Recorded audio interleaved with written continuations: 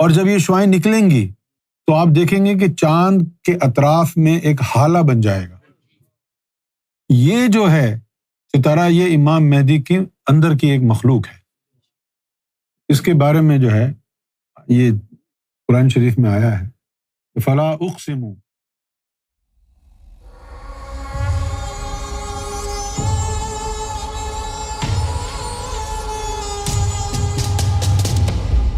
سوال یہ ہے کہ کچھ شیعہ بھائیوں کا کہنا ہے کہ یہ آیت امام مہدی کی غیبت کے لیے ہے، رہنمائی فرمائیں۔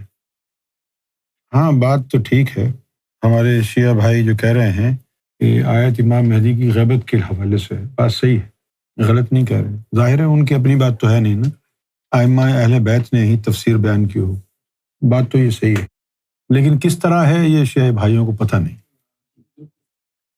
یہ اللہ تعالیٰ نے قسم کھائی ہے، امام مہدی علیہ الصلوۃ والسلام کی ایک مخلوق ہے، ان کا ایک جثہ ہے، اس کو رسول اللہ نے کوكب دری کہا تھا، تو وہ ایک ستارے کی مانند ہے وجود مبارک، تو وہ گھومتا رہتا ہے، اس کے گھومنے کی قسم کھائی ہے اللہ نے۔ اوپر آسمان پہ جو ستارے چمکتے ہیں، جو واقعی ستارہ ہوگا اس کی سفید روشنی نظر آئے گی، لیکن یہ جو امام مہدی والی مخلوق ہوگی ستارے کی مانند، اس کے اندر سے مختلف نور کی شعاعیں نکلیں گی، کبھی نیلی، کبھی لال، کبھی پیلی، اور جب یہ شعاعیں نکلیں گی تو آپ دیکھیں گے کہ چاند کے اطراف میں ایک ہالہ بن جائے گا۔ یہ جو ہے ستارہ، یہ امام مہدی کے اندر کی ایک مخلوق ہے۔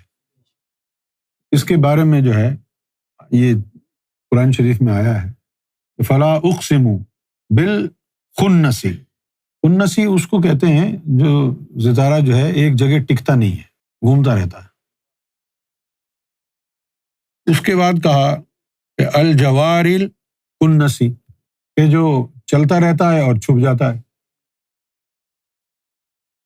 یہ تو کب سے جاری ہے نا، یہ اس ستارے کی چال تو کب سے جاری ہے، وہی خضر کا مرشد ہے، وہی جبریل کا مرشد ہے۔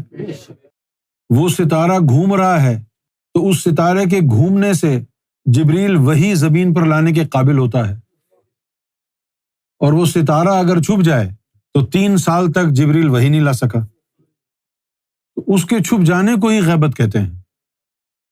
لیکن غیبت مطلب یہ کہ وہ ستارہ غائب ہو گیا نہیں ہے تو پھر زمین پر ہدایت کا کاروبار بھی بند ہو جائے گا، سمجھ گئے نا؟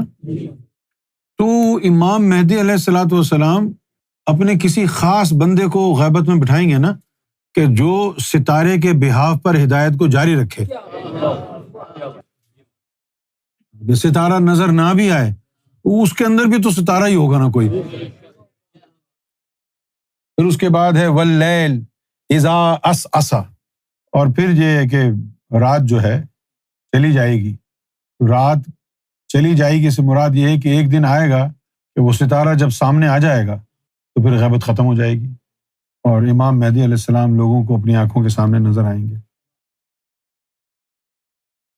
دیکھو آگے بھی آیت ہیں، اس کے اندر وہی بات آ گئی نا، انہ لقول رسول کریم ذی قوت عند ذی العرش مکین۔ میں نے کہا تھا نا کہ پھر وہ آیت نہیں آئی تھی، تو یہ ستارے دراصل طاقت اس ستارے کی ہے، ورنہ جبریل بیچارہ کیسے حفاظت کرے گا اس کی۔